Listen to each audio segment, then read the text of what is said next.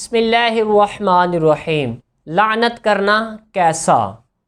تو یاد رکھیں، لعنت کرنا شریعت مطہرہ میں یہ جائز نہیں۔ بعض لوگوں کی عادت بنی ہوتی ہے کہ وہ بات بات پر لوگوں پر لعنت بھیج رہے ہوتے ہیں، یہاں تک کہ جانوروں پر لعنت کرتے ہیں، ہوا پر لعنت کرتے ہیں، تھوڑی سی بھی ٹھوکر لگ جاتی ہے تو فوراً وہ لعنت کر دیتے ہیں۔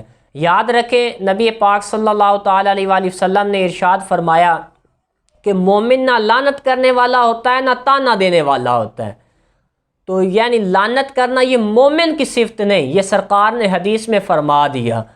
ایک حدیث پاک میں آیا ہے کہ جب کوئی شخص کسی پر لعنت کرتا ہے تو وہ لعنت آسمانوں کی طرف جاتی ہے اور آسمانوں کے دروازے بند کر دیے جاتے ہیں، پھر وہ لعنت آسمان سے لوٹ کر زمین کی طرف آتی ہے اور زمین کے دروازے بھی بند کر دیے جاتے ہیں، پھر وہ لعنت دائیں طرف جاتی ہے، پھر وہ بائیں طرف جاتی ہے، پھر اس شخص کی طرف جاتی ہے جس پر لعنت کی جاتی ہے۔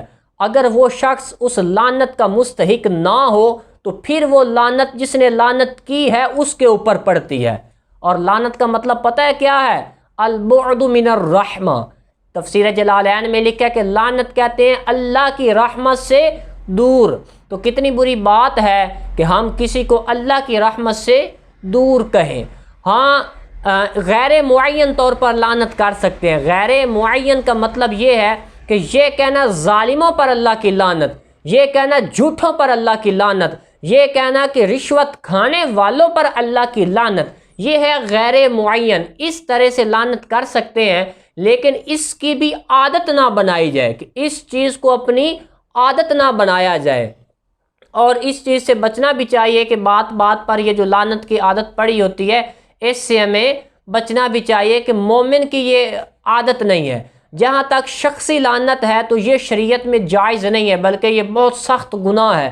شخصی کہتے ہیں کہ کسی شخص کو خاص کر کے، وہ جتنا مرضی گناہ گار ہو، جتنا مرضی مجرم ہو، اس کا نام لے کر اس کو خاص کر کے ہم لعنت نہیں کر سکتے۔ جب تک کسی کا کفر پر مرنا نص کے ساتھ حدیث مرفوع اور حدیث صحیحہ سے ثابت نہ ہو، تب تک ہم شخصی لعنت کسی پر نہیں کر سکتے۔